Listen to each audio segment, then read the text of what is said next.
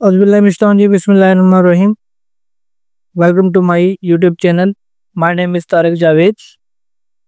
Today's exercise 4.1 and question number 4. 4.1 question number 4 और ये है यूनिट नंबर 4. अच्छा, सबसे पहले उसमें क्वेश्चन का है 2x² + 7x + 3. इसको हम जो मेथड यूज़ करेंगे सॉल्व करने के लिए वो है मिड टर्म ब्रेक मेथड के ज़रिए हम इसको सॉल्व करेंगे. स्टेप वन में आपने क्या करना है. स्टेप वन में आपने जो इसका कोफिशिएंट होगा, इसका कोफिशिएंट है 2, इसको कांस्टेंट टर्म, इसे कांस्टेंट टर्म में 3, 2 और 3 को मल्टीप्लाई करना है. 2 × 3 ये आ जाएगा 6 और दरमियान में जो x के साथ कोफिशिएंट है वो है 7. इसको मिड टर्म कहते हैं, दरमियान वाले टर्म. ये है +7, दूसरा है +7. अच्छा, हमें रिक्वायर्ड क्या है कि मल्टीप्लाई करने से 6 आना चाहिए. हमें 2 नंबर ऐसे चाहिए. हमने 7x को ऐसे ब्रेक करना है. 7x को ब्रेक करना है, यहाँ 2 टर्म्स लिखनी है. कैसे 2x के, और यहाँ पे हमने 2 टर्म लिखने हैं, 1 2 टर्म्स, फिर +3. इसको तोड़ के हमने 2 टर्म्स बनाने हैं और 2 नंबर हमें चाहिए जिनको ऐड करने 7 आए, जिनको ऐड करने से 7 आ जाए और मल्टीप्लाई करने से 6 आ जाए. और ऐड करने से क्या आना चाहिए? 7 आना चाहिए. ऐड करने से 7 और मल्टीप्लाई करने से 6 आना चाहिए. इस तरह के हमें यहाँ पे 2 नंबर चाहिए. अच्छा, स्टेप 2 में हम ऐसा करते हैं, ये जो मैं स्टेप लिख रहा हूँ ये रफ अमल है, ये पार्ट ऑफ सोल्यूशन नहीं है. स्टेप 2 में हमने करना है कि हमने 6 के फैक्टर्स लिख लेना है. 6 के कौन कौन से फैक्टर्स हैं? फॉर एग्जांपल 1 है, 1 × 6 आ जाएगा.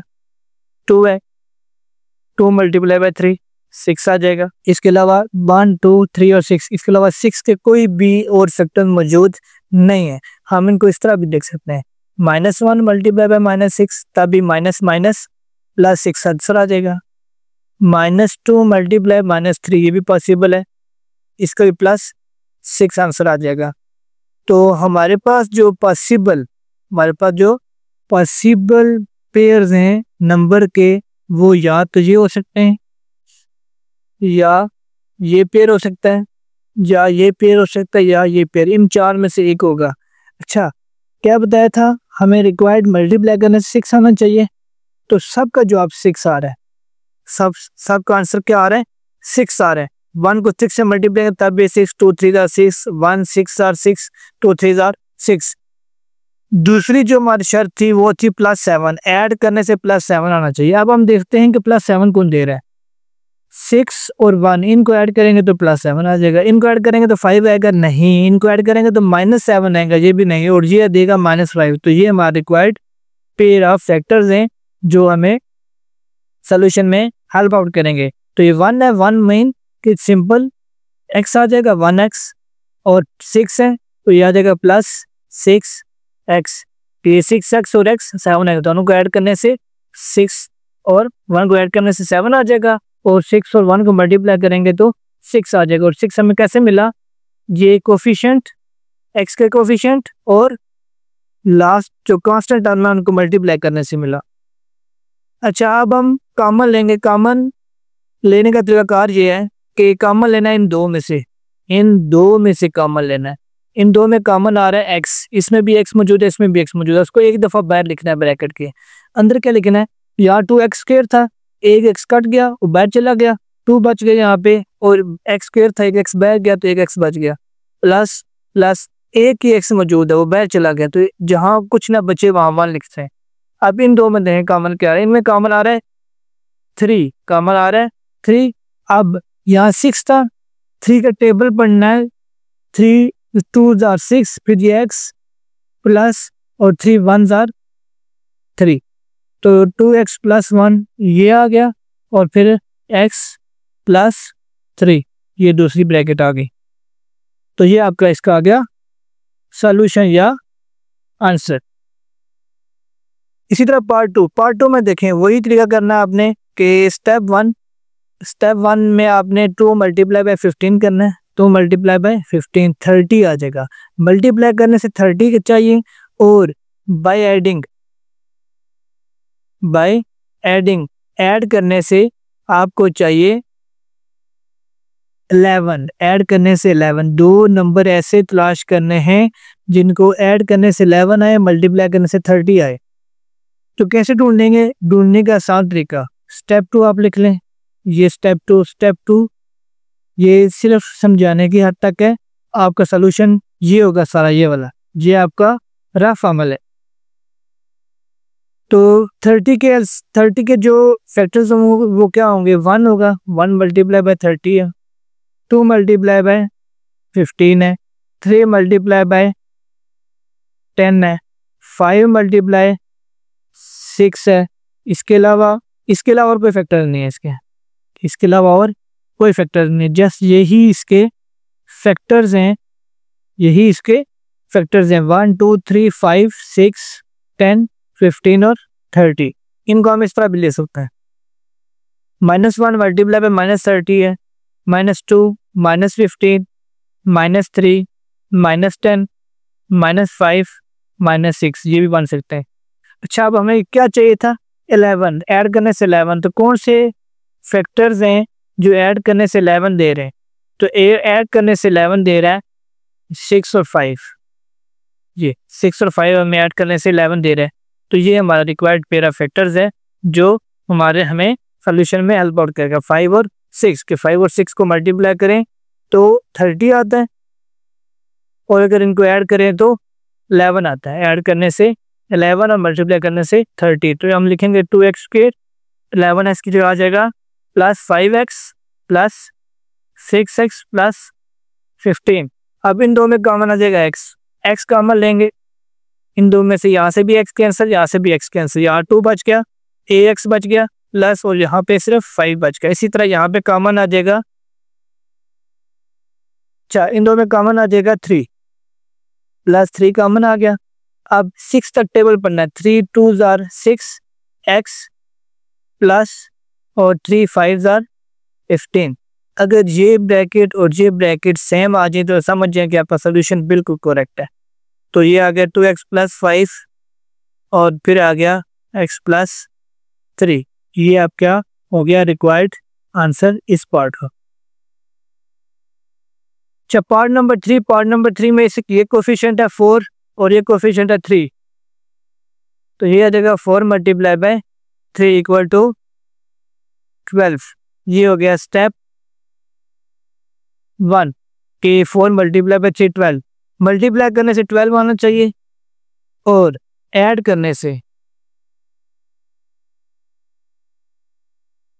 बाय एडिंग ऐड करने से आना चाहिए 13। ऐड करने से 13 ये चाहिए हमें दो, कि ऐसे दो नंबर ढूंढ रहे हैं जिनको मल्टीप्लाई करने से 12 आ जाए, जिनको ऐड करें तो 13 आ जाए। तो इसका जो बेस्ट तरीका है तलाश करने का वो है फैक्टर्स मालूम करें। फैक्टर्स किसके? 12 के। 12 के फैक्टर क्या होंगे? 1 मल्टीप्लाई बाय 12 1 हो गया, 2 मल्टीप्लाई 6 ये हो गया 2 हो गया 6, उसके अलावा 3 हो गया 4, 3 4 जार 12। तो ये इसके फैक्टर्स आ गए 1 2 3 4 6 और 12। इनको हम इस तरह भी ले सकते हैं, -1 मल्टीप्लाई बाय -12 -2 -6 और -3 -4। अब हमने वो पेरा फैक्टर देखने हैं जो हमें ऐड 13 आंसर दे रहे हो ऐड करने से। अगर हम 4 और 3 को ऐड करें 7 नहीं, 4 6 और 2 को ऐड करें तो 8 नहीं, 12 और 12 और 1 को ऐड करें तो 13। तो ये हमारा रिक्वायर्ड पेरा फैक्टर्स है जो हमें सोल्यूशन देगा 12 और 1। हम लिख लेते हैं इसको 4x स्क्वायर 13x को हम लिखेंगे प्लस x और प्लस 12x प्लस 3। अब इन दो में कॉमन क्या आ रहा है? जस्ट x आ रहा है। जो चीज़ कॉमन है कि इसको वह लिखना है एक दफ़ा ही, और इन दो में से हम कॉमन ले रहे हैं, यहाँ से भी x आपने रिमूव करना है, एक यहाँ से रिमूव करके एक दफ़ा ही बाहर लिख देना है। तो यहाँ से x मूव करेंगे तो ये 4x आ जाएगा, प्लस यहाँ से x मूव हुआ तो यहाँ क्या बच गया? जहाँ कुछ ना बच रहा हो वहाँ हम 1 लिखते हैं तो 1 बच गया, प्लस 12x है और 3 है। अब इन दो में 3 कॉमन आ रहा है, तो 3 का टेबल 12 पे जा रहा है, तो 3 कॉमन आ गया। 3 कितने 12 हो जाएंगे, 3 4 12, फिर ये x आ जाएगा, फिर प्लस, और अब देखें यहाँ 3 था, 3 बाहर चला गया, अब यहाँ क्या बच गया 1। अच्छा, यहाँ कुछ नहीं बचा, 0 क्यों नहीं लिखा, क्योंकि 3 ने जब यहाँ मल्टीप्लाई होना तो ये दोबारा टर्म मानी चाहिए। अगर आप यहाँ 0 लिख देंगे 3 0 0 आ जाएगा, ठीक नहीं है। 3 1 आर 3। इसी तरह यहाँ x, अगर यहाँ पे आप 0 लिख देंगे कि x बाहर चला गया, यहाँ 0 बच गया, तो x जब 0 से मल्टीप्लाई होगा तो यहाँ पे 0 आ जाएगा। तो ऐसा नहीं करना, x 1 से मल्टीप्लाई होके x आएगा। तो इसका सोल्यूशन आ गया 4x + 1 और फिर x + 3। ये आपका रिक्वायर्ड आंसर इस पार्ट का। Part number 4, 3x² + 5x + 2। अब यहाँ पे 3 है और ये पे क्या है 2 है। तो स्टेप 1 में आप लिख लें कि स्टेप 1 में 3 × 2, 3 2 6, मल्टीप्लाई करने से 6 आना चाहिए, बाय एडिंग ऐड करने से आपका आना चाहिए +5, ऐड करने से 5 आना चाहिए, मल्टीप्लाई करने से 6 आना चाहिए। ऐसे दो नंबर ढूंढने कहाँ से मिलेंगे, सबसे बेस्ट तरीका, बहुत ही आसान तरीका कि 6 के फैक्टर लिखें, उन्हीं में से मिल जाएगा आपको जवाब। 6 के फैक्टर पहला 1 × 6, 2 × 3, जस्ट यही फैक्टर्स हैं। दूसरे भी लिखें अगर माइनस के साथ तो -1 × -6, -2 × -3। अब हमें दो फैक्टर्स के पेयर चाहिए जिनको मल्टीप्लाई करने से 6 आए, तो 6 सारे दे रहे हैं, इसका जवाब भी 6 है, इसका भी आंसर 6, ये भी आपको 6 जवाब देगा, ये भी 6 जवाब देगा। अब ऐड करने से 5 आना चाहिए, अगर इन दो को ऐड करेंगे तो 7 आएगा, इन दो को ऐड करेंगे तो 5 आएगा। इसका मतलब ये आपका रिक्वायर्ड पेयर ऑफ फैक्टर्स है जो आपका सोल्यूशन है। तो ये आ जाएगा 3x², 5x की जगह लिखना है 2x और 3x, ये आ जाएगा +2x + 3x और ये +2। नेक्स्ट, इन दो में कॉमन क्या आ रहा है, इन दो में कॉमन लेना है, इन दो में कॉमन लेना है। इन दो में कॉमन आ रहा है x कॉमन आ गया, ये आ गया 3, फिर 2x थे, x² 2 थे, एक कॉमन हुआ है तो एक बचेगा, प्लस यहाँ एक x था वो कॉमन चला गया, 2 बच गया। इधर प्लस कुछ कॉमन नहीं आ रहा, जहाँ कुछ भी कॉमन ना आ रहा हो वहाँ हम बाहर 1 लिख लेते हैं कि 1, 3x + 2, तो ये आ गया 3x + 2 ब्रैकेट, ये ब्रैकेट कॉमन आ गई और जो पीछे बच जाएंगे वो वाली ब्रैकेट में x + 1, तो ये इसका आ गया रिक्वायर्ड सोल्यूशन। अच्छा देखिए पार्ट नंबर 5, 3x² - 11y + 6। आप क्या करेंगे, वही काम स्टेप 1 में आपने ये जो कोफिशिएंट होगा y² का इसको कांस्टेंट टर्म से मल्टीप्लाई करना है। 3 × 6 18। हमें दो नंबर ऐसे चाहिए जिनको मल्टीप्लाई करने से 18 आए और ऐड करने से -11 आए। बाय एडिंग, ऐड करने से क्या आना चाहिए, बाय एडिंग -11, कि ऐड करने से बाय एडिंग 11 आना चाहिए, और बाय मल्टीप्लाइंग 18 आना चाहिए। मल्टीप्लाई करें तो 18 आए, ऐड करें तो 11 आए। सिंपल, आपने 18 के फैक्टर निकालने हैं, तो मैं यहाँ लिख रहा हूँ कि स्टेप 2, 18 के फैक्टर क्या होंगे, 1 × 18, फिर 2 × 9, 3 × 6, और इसके अलावा और कोई फैक्टर नहीं है। 1 2 3 6 9 18 ये इसके फैक्टर्स हैं, इनको हम माइनस के साथ भी लिखते हैं।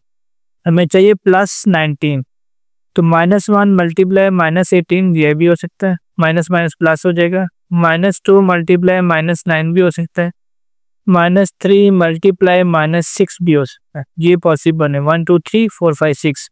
अब हमें चाहिए ऐड करने से -11 दे रहा हो, ऐड करने से -11 दे रहा हो, मल्टीप्लाई करने से 18 दे रहा हो, तो ये हमें 19 देगा, ये 11 देगा, ये 9 देगा।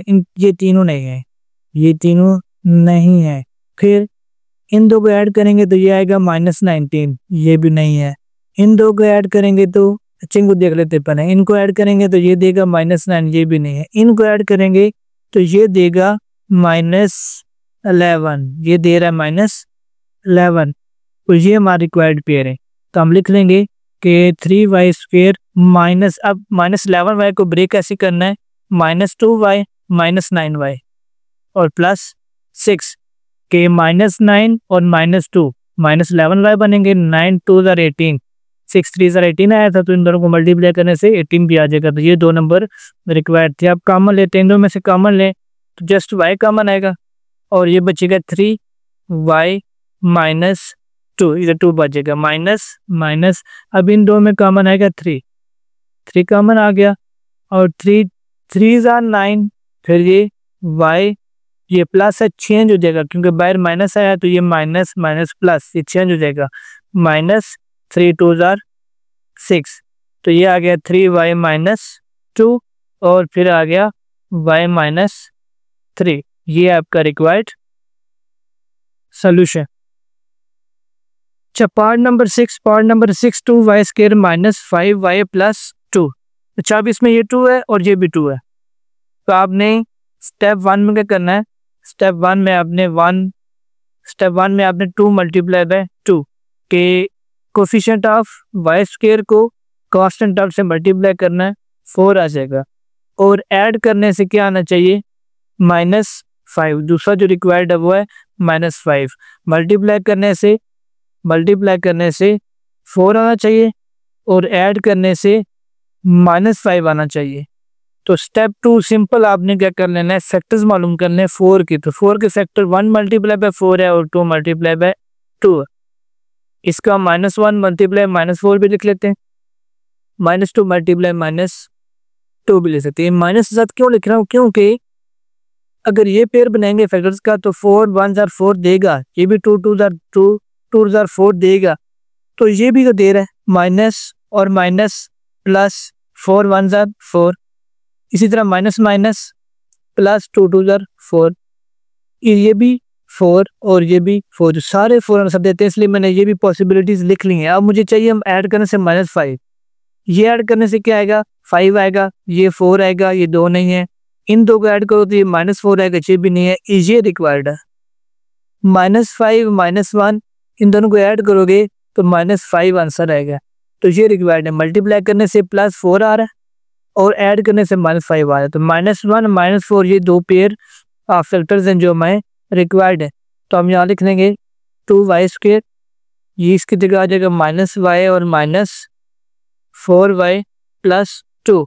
नेक्स्ट, इन दो में कॉमन आ गया y, फिर 2y -1, इन दो में कॉमन आ गया 2 कॉमन आ गया, 2y और ये बाहर माइनस था, अंदर क्या हो गया, प्लस है, तो यहाँ पे आ जाएगा sign change, minus minus plus, और 2 कॉमन आ गया, 2 1 ज़र 2, जहाँ कुछ भी ना बचे वहाँ 1 लिखते हैं क्योंकि हमने बाद में मल्टीप्लाई करना होता है, तो जगह 0 नहीं लिखना, 2 सारा कॉमन चला गया तो इसकी जगह 1 आ जाएगा। तो इसका जवाब आ गया 2y -1 और y -2, ये इसका है आंसर या solution. Part number 7 4z² -11z + 6। अच्छा, अब इसमें स्टेप 1 में क्या करना है, आपने 4 को मल्टीप्लाई करना है 6 से, 24 आ गया, मल्टीप्लाई करने से हमें चाहिए 24 और ऐड करने से क्या चाहिए, ऐड करने से हमें चाहिए -11। -11 कहाँ से आया, यहाँ से, ये मिड टर्म से, कि ऐड करने से -11 आना चाहिए, मल्टीप्लाई करने से 24 होना चाहिए।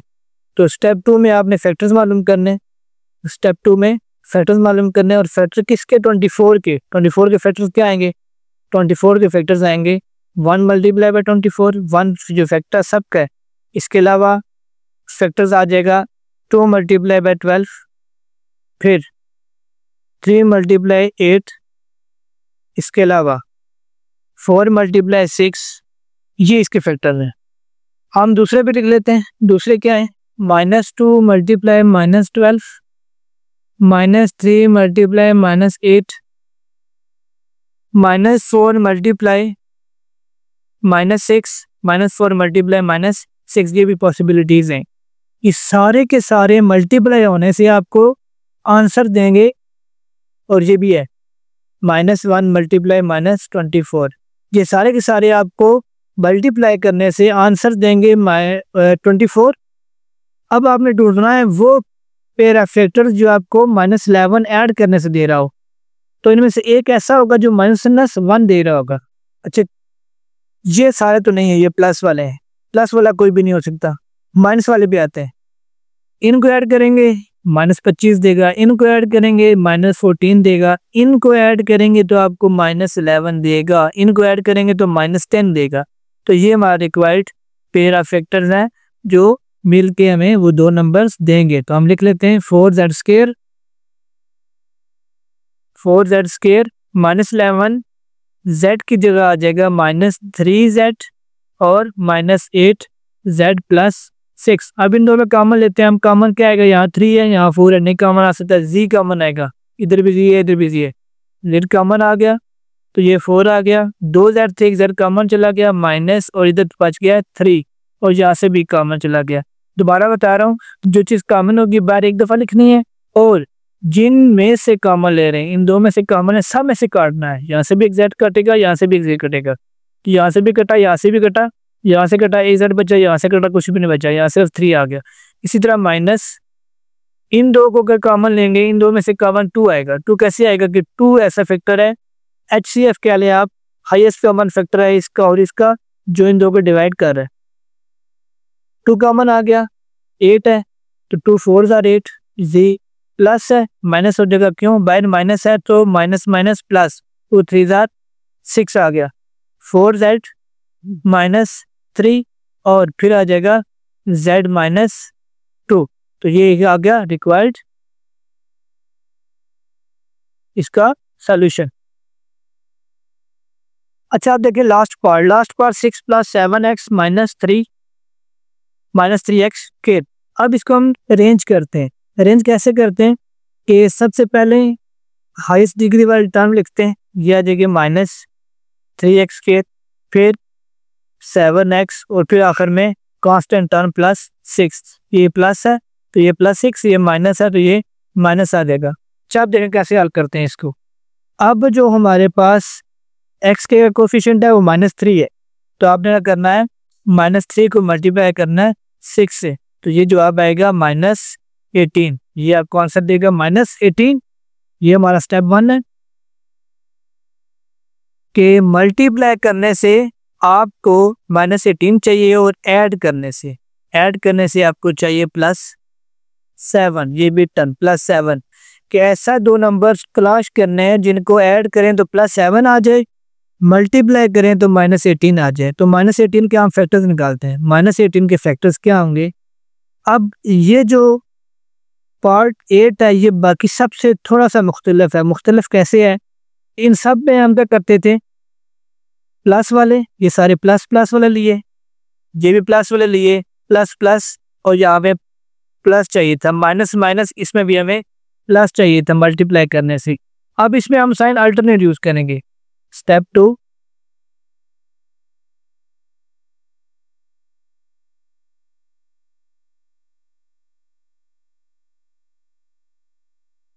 -18 है। अच्छा, अब क्या होगा, -18 को हम ऐसा करते हैं, फिर लिखते हैं 1 × 18, 2 × 9, 3 × 6, 3 × 6 और इसके अलावा कोई इसके फैक्टर और नहीं है। तो हम यहाँ लिखेंगे माइनस, इधर भी माइनस, इधर माइनस। मैंने क्यों माइनस लिखा, क्योंकि हमें चाहिए -18 और ये भी -18, इसलिए मैंने लिखा माइनस के, ये प्लस का, ये माइनस, ये प्लस माइनस, ये प्लस माइनस।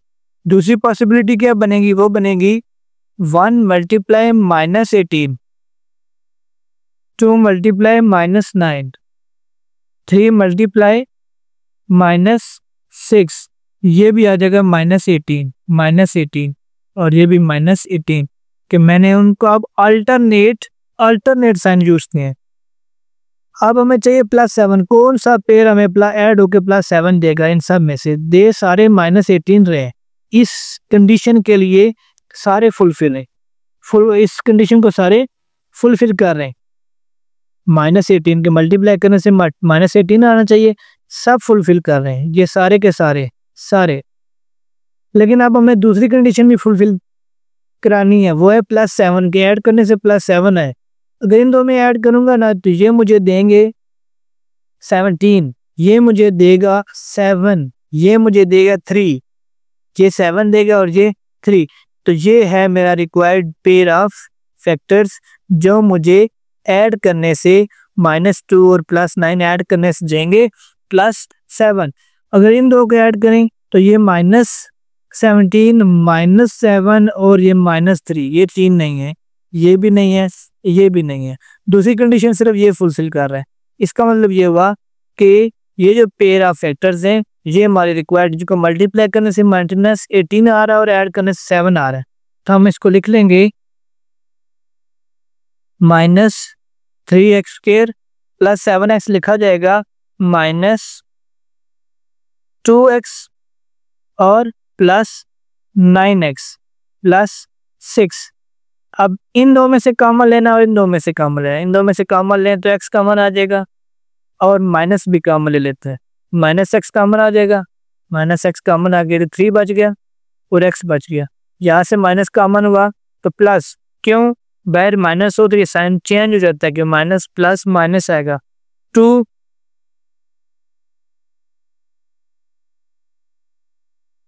+ 2 इधर आ जाएगा प्लस कॉमन आ जाएगा 3, कॉमन आ गया 3, फिर 3 3 जार 9, 3 3 जार 9x और +3 2 जार 6। टेबल आपने पढ़ लेना है 3x + 2। अब देखें ये ब्रैकेट और ये ब्रैकेट एक जैसी आ गई, इसका मतलब आपका सोल्यूशन बिल्कुल ठीक है।